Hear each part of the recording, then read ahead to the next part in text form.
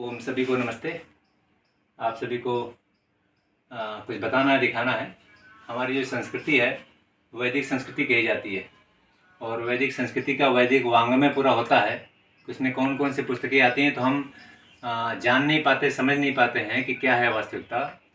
अब हमारा वैदिक संस्कृति वेदों के नाम पर चलती है।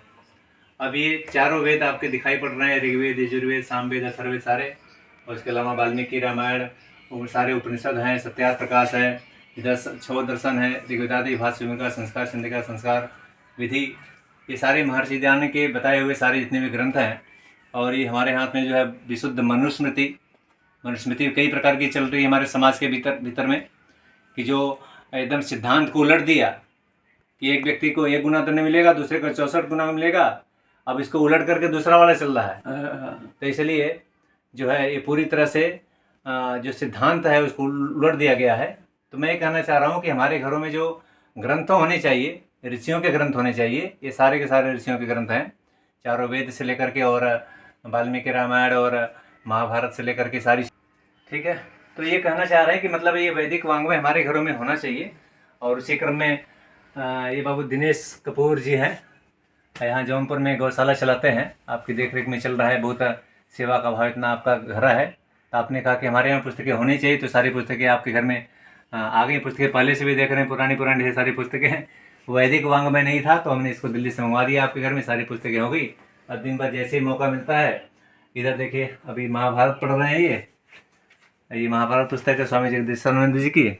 उधर इनके कमरे में जहाँ पढ़ते हैं वहाँ पर विशुद्ध मनुस्मृति वहाँ रखी हुई थी, वाल्मीकि रामायण से सारी चीज़ें सब यहाँ पर हैं। तो बीच बीच में अपना जैसा टाइम मिलता है, हाँ, 73 साल की उम्र में 2 पेज 3 पेज शाम को बैठते हैं तो 3-4 पेज इसका, 5 पेज पढ़ते हैं, अध्याय पढ़ते हैं। समझ जो अध्याय है ना, तो इसको अभी पढ़ेंगे तो 4-5 अध्याय शाम को पढ़ेंगे। वो इसमें समय कम मिलता है तो इसको हम पेज के हिसाब से पढ़ते हैं। जी 4 पेज पढ़ते हैं। बहुत बढ़िया।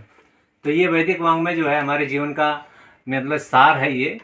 और हमारे घर में सारे ग्रंथ हों, लेकिन हमारे जो धर्म ग्रंथ है वो वेद है। धार्मिक ग्रंथ आप गीता रख लीजिए, रामायण रख लीजिए, महाभारत रख लीजिए, सारे ग्रंथ रख लीजिए। लेकिन जैसे किसी का अगर बाइबिल है, किसी का कुरान है, तो हमारा धर्म ग्रंथ वेद है। अगर हमारे घर में वेद हैं तो हम समझिए कि हम अपने सनातन के मत के अनुयायी हैं, उसके मानने वाले हैं, उसको हम अपनाने वाले हैं। सब सारे ग्रंथ हो गए। वेद अगर आपके घर में नहीं है तो ये बड़ा प्रश्न आपके ऊपर लगा हुआ कि आप अपनी संस्कृति को लेकर के, अपने जिम्मेदारियों को लेकर के, परिवार की उन्नति को लेकर कितना गंभीर है।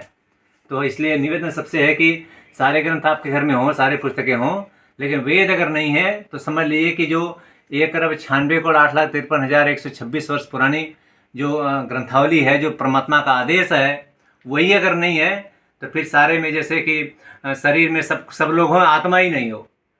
बुद्धि, मन, इंद्रियां सारा कुछ हो लेकिन आत्मा ही नहीं हो। तो आत्मा है सारे वेद हमारे हैं, जो कि बाबूजी के आग्रह पर आपके घर में आया हुआ है। इसी तरह से हम 150 परिवारों में, आर्य समाज का 150 साल अभी हो रहा है, तो हम चाहते हैं कि 150 परिवार में इस तरह से पुस्तकालय स्थापित करें। और सब मिल करके जो गुरुकुल की स्थापना का कार्यक्रम आगे होने तैयारी चल रही है, उसमें सब लोग मिल करके ऋषियों के ग्रंथों को अपने घर में स्थापना करें और अपने बच्चों को अपनी जो संस्कृति है उसके मूल से जोड़ने का प्रयास करेंगे। तो थोड़े दिन के बाद उसका असर आना शुरू होता है। पुस्तकें घर में होंगी तो वो हमें चैन नहीं लेने देंगे, हमको सही दिशा रास्ता दिखा के ही छोड़ेंगे। मेरे घर में 17-18 साल से है, तो हमने बहुत मेहनत करके बहुत पीछे 17-18 साल में बहुत सारा परिवर्तन हमने किया विचारक रूप से। तो मेरा इसमें ज़्यादा योगदान नहीं है, ये पुस्तकें हैं जिन्होंने इतना हमसे करवाया है। और आगे भी एक बड़ी योजना के साथ काम चल रहा है। तो इसलिए मैं आप सबको निवेदन करता हूँ कि आपके घरों में सारे ग्रंथ हों, बहुत अच्छा है, लेकिन वेद अगर नहीं है, हमारा धर्म ग्रंथ वेद है। बाकी और जितने सारे ग्रंथ हैं, उपनिषद से लेकर के, दर्शन से लेकर, रामायण से, महाभारत से लेकर के, सारे ग्रंथ जो है धार्मिक ग्रंथ हैं। लेकिन वेद जो है हमारा धर्म ग्रंथ होता है। तो धर्म ग्रंथ हमारे घर में हो, उसके अलावा और जितनी भी चीज़ें आपके पास हो सकती हैं बिल्कुल रखिए आप। और सारे के सारे वेद हिंदी में भी है, भाष्य भी है, पूरा शब्दावली के साथ, पूरा व्याख्या के साथ है। आपको कोई परेशानी नहीं होने वाली है। और उसको जहाँ सब परेशानी होगी उसके लिए हम लोग ऑनलाइन कक्षाएँ भी चला रहे हैं, आपको समझाने का काम विद्वान लोग कर रहे हैं। तो आप इसमें भी जुड़ सकते हैं लिंक के साथ हमारे साथ आकर के। तो आप सभी को इस की जानकारी देते हुए और ये विशेष आग्रह करते हुए कि ये ग्रंथ जो है हमारे घरों में होने चाहिए। और ये घर जो है, चूँकि बाहर आज स्कूलों में, विद्यालयों में ये सब व्यवस्थाएं नहीं है हमारी संस्कृति को प्रमोट करने का, उनको बच्चों तक पहुंचाने का। तो ये जिम्मेदारी माता पिता की है, गार्जियन की है। अभिभावकों की है कि वो इसको जो है अपने बच्चों तक पहुँचाएँ, अगली पीढ़ी तक सही चीज़ प्रस्तुत करें, जिससे कि अपना भी कल्याण हो, अपने परिवार का भी कल्याण हो और बच्चों का। तो इसमें एक बार उनको अगर नींव पड़ गई ठीक प्रकार से तो भगवंत चाहे जितना अपने जीवन का ऊँचा बना लेंगे। तो आप सभी को निवेदन करते मैं अपने वाणी को विराम देता हूँ कि वैदिक वांग्मय और अपने धर्म ग्रंथ अपने अपने घरों में अवश्य स्थापित करें।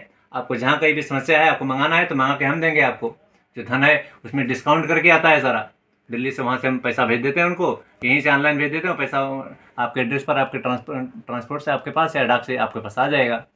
तो मेरे नंबर पर आप संपर्क कर सकते हैं 7755 हम आपको इसमें सारी व्यवस्था करा करके आपको धन हमारे पास भेज दीजिएगा, हम पैसा वहाँ भेज करके आपके एड्रेस पर पुस्तकें आके पहुँच जाएंगी। और फिर वहाँ से जो परिवर्तन होगा मैं खुद महसूस कर रहा हूँ, बाबूजी स्वयं महसूस कर रहे हैं, तो ये सबको ही महसूस करेगा। इसलिए आप इसको जो है प्राथमिकता दीजिए और अपने बच्चों को संस्कार युक्त जीवन प्रदान कीजिए। ओम नमस्ते।